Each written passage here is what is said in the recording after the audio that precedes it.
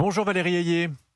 Bonjour. On va aborder ensemble plusieurs sujets d'actualité, mais pour commencer, je voulais vous faire réagir sur Complément d'enquête, diffusé jeudi soir sur France 2.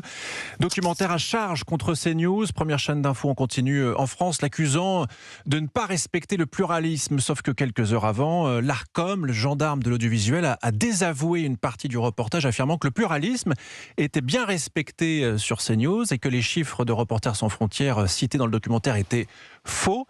France Télévisions a même dû couper la séquence à la dernière minute.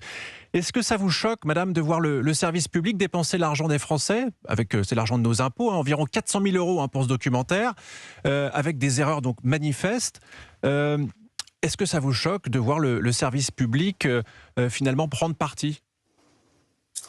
Écoutez, c'est la liberté de France 2 et du service public en l'occurrence et de France Télé de diffuser une émission sur CNews comme CNews où vous-même avez toute la liberté de commenter. Oui, par ailleurs, je note que nous sommes un groupe privé et le service public se doit de représenter tous les Français puisque c'est votre argent, c'est le mien, c'est celui de tout le monde qui est dépensé dans le service public. Vous voyez ce que je veux dire ? Le service public représente tous les Français. Chaque chaîne, qu'elle soit privée ou publique, dispose de sa liberté éditoriale. Et ce qui compte fondamentalement pour chacune des chaînes, que ce soit le service public ou le service ou les chaînes privées, c'est le respect des obligations légales sous le contrôle de l'Arcom. Le service public, c'est complément d'enquête. Le service public, c'est aussi la culture gratuite. C'est aussi des documentaires historiques d'intérêt général. C'est des émissions populaires comme celle de Michel Drucker ou Cyril Ferraud. C'est tout ça le service public. Oui. Vous avez vu quand même cette étude de l'Institut Thomas More a passé au crible plus de 1280 chroniques des matinales de Radio France en octobre 2025. On s'aperçoit qu'environ 60% des chroniques sur France Inter et 66% sur France Culture sont orientées à gauche. La droite est donc très minoritaire. Donc j'en reviens à ma première question. Faut-il par exemple réformer le service public ou faut-il en tout cas comment les forcer à trouver un meilleur équilibre ? Écoutez, moi je ne sais pas dire si le service public aujourd'hui est de gauche ou de droite. Est-ce que vous savez, vous, ce que vote Dominique Seux ou Michel Drucker ? Je n'en sais rien et ça n'est pas notre responsabilité.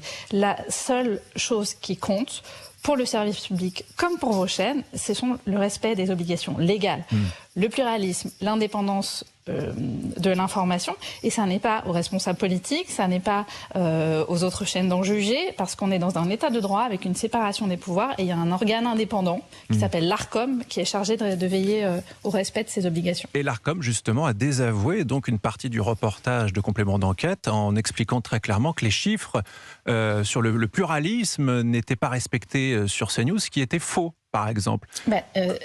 D'ailleurs, Complément d'enquête n'a pas diffusé une séquence ils ont dû sur ces chiffres, justement parce que l'Arcom a dit... Mais non, mais en fait, c'est simplement Complément d'enquête a retiré cette partie parce que justement l'Arcom avait dit qu'elle n'était pas d'accord avec le calcul sur le pluralisme. Donc sur ce point précis, donc selon vous, l'erreur vient du calcul du RSF plus que de Complément d'enquête et par ailleurs l'émission a retiré. Oui, les choses sont très claires. Donc selon vous, aujourd'hui, le service public ne penche pas à gauche politiquement et respecte une neutralité totale. Selon moi, le service public est un service qu'il faut défendre fondamentalement. Moi, je suis députée européenne. Je vois ce qui se passe en Europe. C'est pas ma question. Vois les attaques méthodiques au service. C'est la réponse que je vous fais.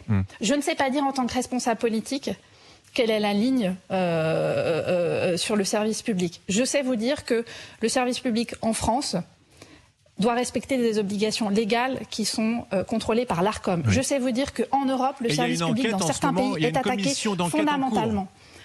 Je sais vous dire que le service public en Europe est attaqué fondamentalement par l'extrême droite, par les populistes, en Hongrie de Viktor Orban, en Slovaquie de Robert Fico, hier en Slovénie avec un Premier ministre qui était populiste. À chaque fois, c'est la même méthode, porter atteinte à l'indépendance du service public et progressivement grignoter l'état de droit. Il faut être extrêmement prudent et moi je serai toujours défenseur de l'audiovisuel public et de son indépendance.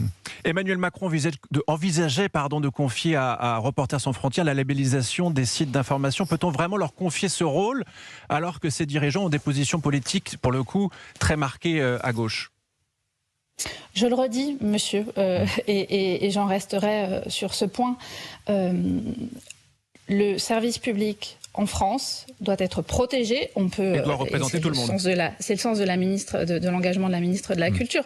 On peut évidemment le réformer, mais c'est un atout fondamental. Moi, je suis en soutien du service public. C'est une chance pour notre pays d'avoir accès à des programmes culturels, éducatifs, sportifs, gratuitement, sans condition de rentabilité ou sans condition d'audience.